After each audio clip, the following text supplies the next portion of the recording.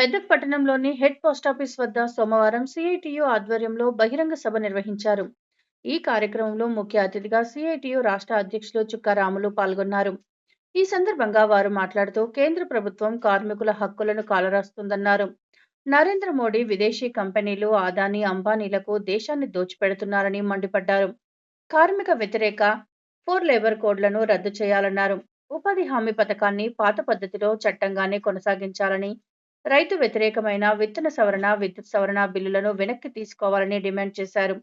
ఈ కార్యక్రమంలో సిఐటియు జిల్లా కార్యదర్శి ఏ మల్లేశం, కోశాధికారి నర్సమ్మ, రైతు సంఘం జిల్లా అధ్యక్షుడు బాగయ్య, వ్యవసాయ కార్మిక సంఘం జిల్లా కార్యదర్శి కె మల్లేశం, నాయకులు, మహిళలు తదితరులు పాల్గొన్నారు.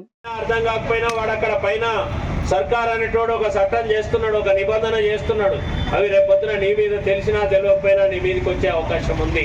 అందుకే ఇవాళ మన రైతు సంఘం చెప్తుంది, ఈ విద్యుత్ సవరణ బిల్లును ఉపసంహరించాలి, విత్తన సవరణ బిల్లును ఉపసంహరించాలి, ఇవాళ కరెంటు మీద దాడి చేయొద్దు అని చెప్పేసి ఇవాళ మనం గట్టిగా డిమాండ్ చేస్తున్నాం. అట్లాగే ఇవాళ వ్యవసాయ కార్మికులు గ్రామీణ ప్రాంతంలో పాత రోజులలో పనికి ఆహార పథకం అని చెప్పేసి పనిచేసేవాళ్ళు. అంటే కరువు వచ్చినప్పుడు, పనులు దొరకనప్పుడు కూలీలు బస్తులు ఉండకుండా వాళ్ళ జీవనోపాధి నడపడానికి కొన్ని రకాల పనులు చేయించి దానికి ధాన్యాన్ని ఇచ్చి పనికి ఆహార పథకం అని చెప్పి పెట్టారు. 2024 సంవత్సరంలో కేంద్రంలో ప్రభుత్వం ఏర్పడే సమయంలో మరి ఆనాడున్న కాంగ్రెస్ పార్టీకి పూర్తి మెజారిటీ లేదు.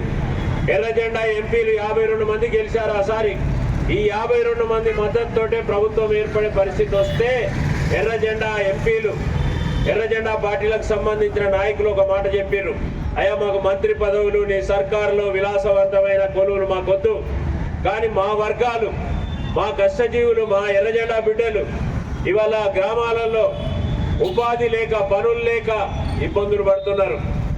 ఎంతసేపు పనుల కోసం భూస్వాముల పొలాల మీదకి పోయి పొలాలలో వాళ్ళు కూలి చెప్తేనే చేసుకోవాల్సిన పరిస్థితులు ఉన్నాయి.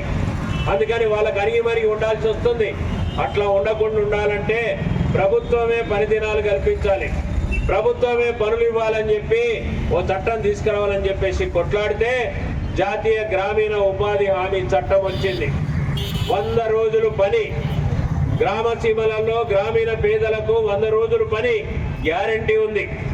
అది గ్యారంటీ మనకు చట్టం. అది ఇప్పుడు నరేంద్ర మోడీ కన్ను దాని మీద పడ్డది. మనం దాన్ని ఏమడుగుతున్నామంటే 100 సరిపోతలేవయ్యా, 200 చేయి, 10 దినాలు రోజుకు 500 అన్న కూలి పెడతాడు చూడమని ఒకవైపు కొట్లాడుతున్నాం. అది చేయడట, అది చేయడు. ఇప్పుడు ఏం చేసిండు, ఆ చట్టం పేరు మార్చిండు. దానికి గాంధీ పేరు బాగలేదు అన్నారు.